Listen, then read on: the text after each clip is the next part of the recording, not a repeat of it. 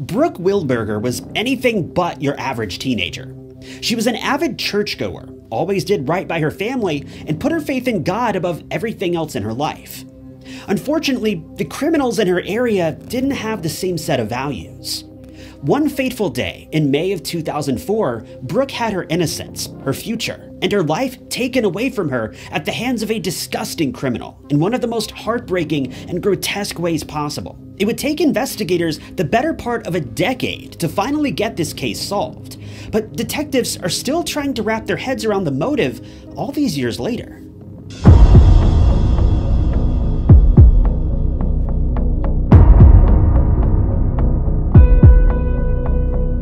Brooke Wilberger was born on February 20th, 1985, to Greg and Cammie Wilberger, and she grew up in Fresno, California.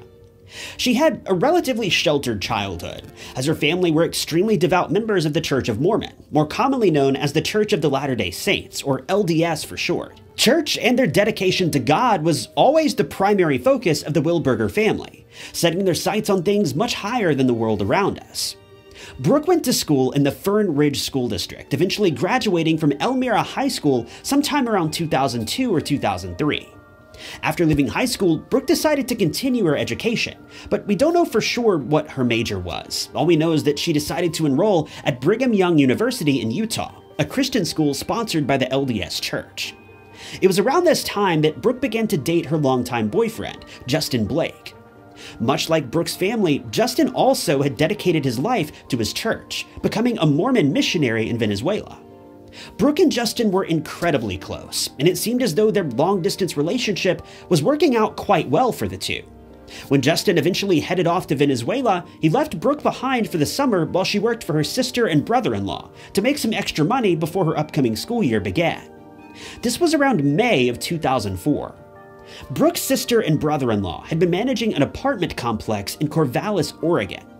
They needed help around the apartment during the summer months, so they offered Brooke a job doing various tasks around the property, usually cleaning or restocking supplies, simple things. Brooke was excited about her new job and the freedom that the newfound income would provide for her.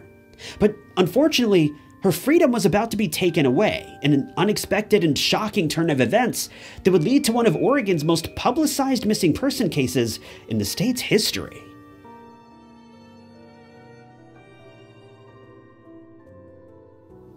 Corvallis, Oregon isn't a place that you'd typically associate with a high rate of crime. But while researching this case, I actually found out that crime is actually a pretty big issue in the area. The only exception to this fact is that it's mostly petty theft or other property crimes that run rampant in the area. Violent crime is actually much lower than the national average.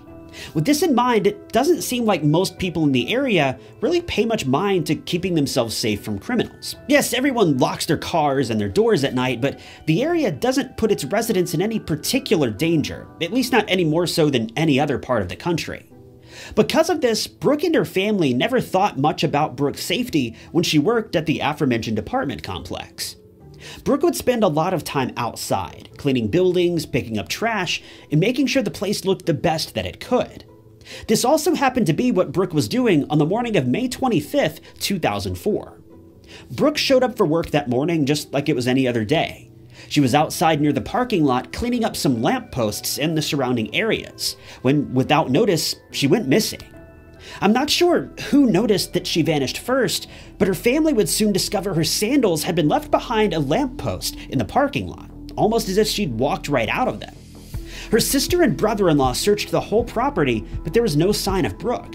She had vanished into thin air, leaving zero trace behind outside of her shoes. One of the most interesting aspects about her disappearance is that the apartment complex was located on the edge of Oregon State University. So close, in fact, that you should have been able to see the school from the parking lot of the apartments, according to several reports. This area was presumably very well policed, considering there were thousands of college students running around. It was an area where Brooke should have felt the safest, but that safety had quickly been turned on its head when Brooke's family decided that it was time to call in the help of the police. When officers arrived at the scene of the crime, they collected the little bit of evidence that they could and began their investigation immediately. What ended up being fairly unusual in this case was that the police pursued every lead with the utmost urgency. According to Lieutenant Ron Noble, this case was very unusual. In the past, it was the Corvallis Police Department's policy to wait a full 24 hours before pursuing a missing person case. It's their belief that adults are allowed to come and go as they please, and they don't treat any case as suspicious until 24 hours have passed by. But in Brooke's case, they knew something was wrong. After all, a 19-year-old girl isn't typically going to walk out of her sandals in the middle of a parking lot on a hot summer's day and just disappear.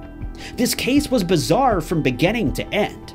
Police agreed with the family. Brooke didn't appear to be a woman who would disappear on her own. All the evidence alluded to the fact that Brooke was taken, kidnapped.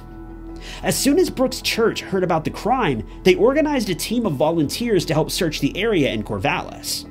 Unfortunately, the search team wasn't able to come up with any leads, nor did they find any evidence to further the case.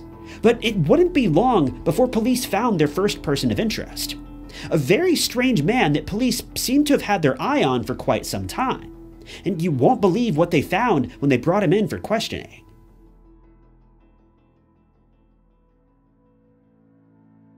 Police had narrowed down their search efforts and had honed in on a man by the name of Sung-Koo Kim. I wasn't able to determine specifically what led police to this man, but as they began investigating him, they uncovered mountains of evidence that proved that this man was, by all means, pretty unusual. By many people's definitions, he was a bit of a creep.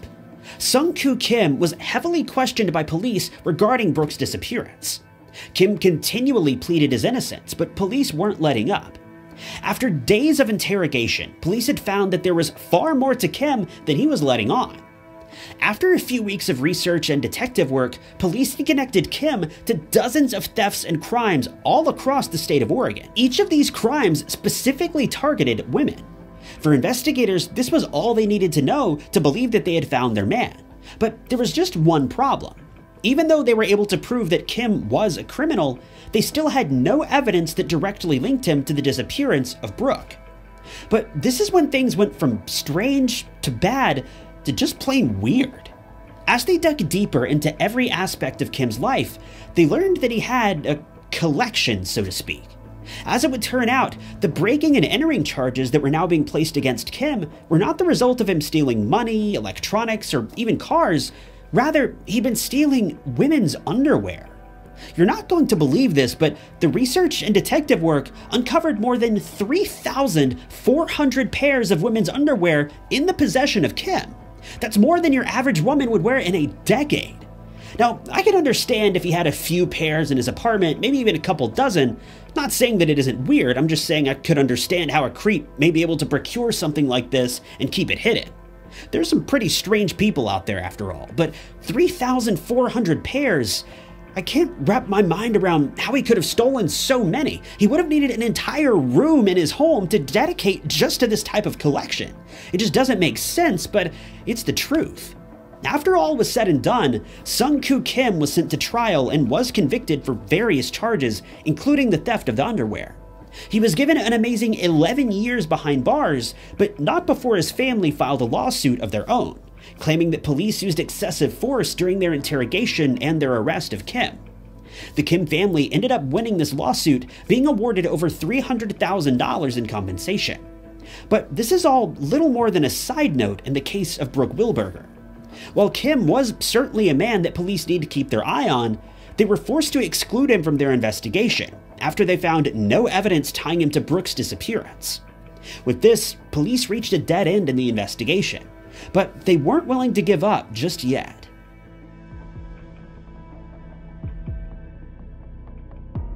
By this point, it was November of 2004. Police were left scratching their heads, desperately hoping for a new lead in the disappearance of Brooke Wilberger. It would be November 30th before this lead would finally arrive, and it would be yet another heartbreaking turn that no one could have ever expected. On November 30th, 2004, a foreign exchange student who'd been attending the University of New Mexico, several states away, contacted police after being kidnapped, beaten, and taken advantage of. She was able to survive the ordeal, but naturally, her life would never be the same afterward. Thankfully, it didn't take police long to track down the culprit, a man named Joel Patrick Courtney. Joel was sent through all the typical hoops of the American court system, and it would be nearly 3 years later in 2007 before he was finally sent to prison, being given a sentence of 18 years, then an additional 5 years parole after his release.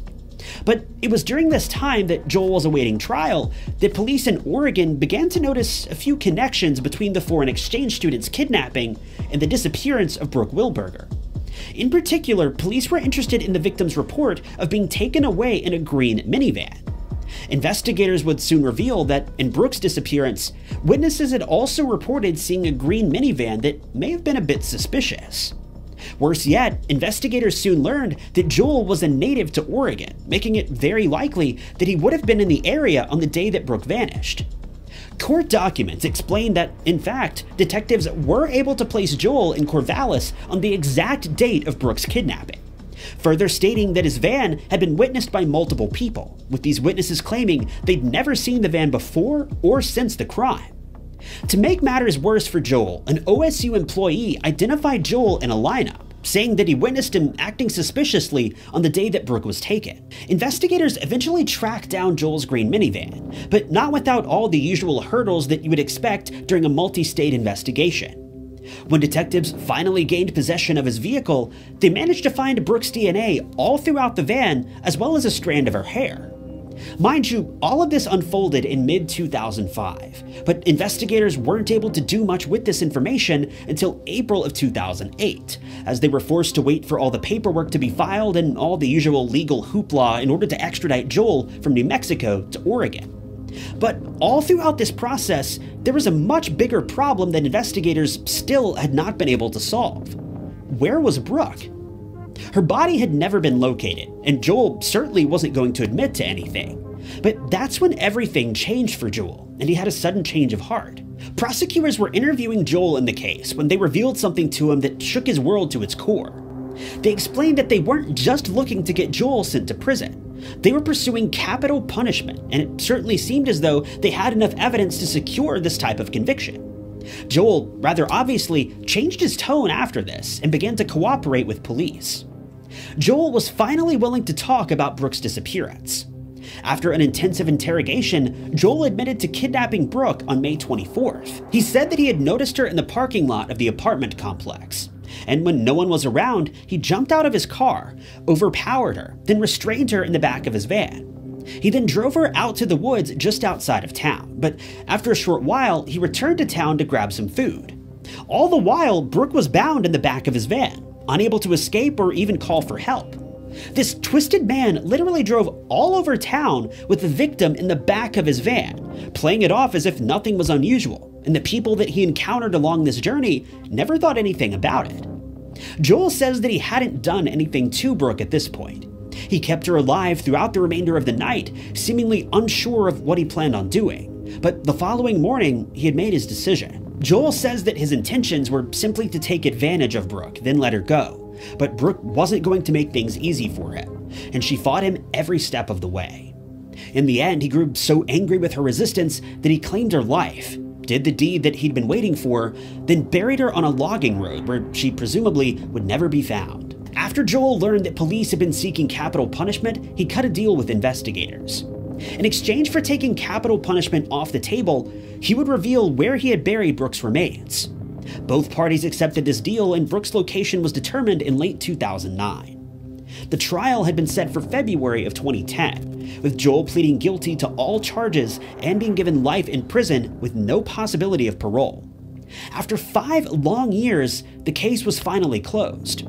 Brooke's family were finally able to begin seeking the closure that they so desperately wanted, knowing that this monster would be locked behind bars for the rest of his life. The only mercy in this case is that Brooke's suffering appears to have been over relatively quickly, but the pain and agony that her family are left with is something that they'll likely never recover from. But we also need to keep in mind the innocent foreign exchange student who had all hopes of a normal future stolen from her on that chilly November day. All she wanted to do was come to America in the hopes of getting a better education, but instead, her dreams were crushed and her future forever changed course.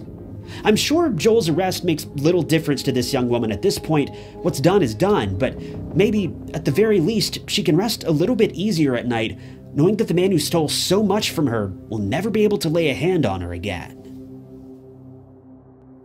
Thanks for tuning in to another episode of True Crime Stories. If you want to see other cases like this, be sure to hit the like button and subscribe. I post new true crime documentaries every week, so be sure to stick around. If you want to help support the channel, the best way you can do that is just by leaving a comment below, any comment at all. That type of thing really helps out a channel more than you may realize. And if you'd like to help out financially, you can click that blue join button below this video. But with that, my name is Ty Knotts, and I'll catch you guys in the next video.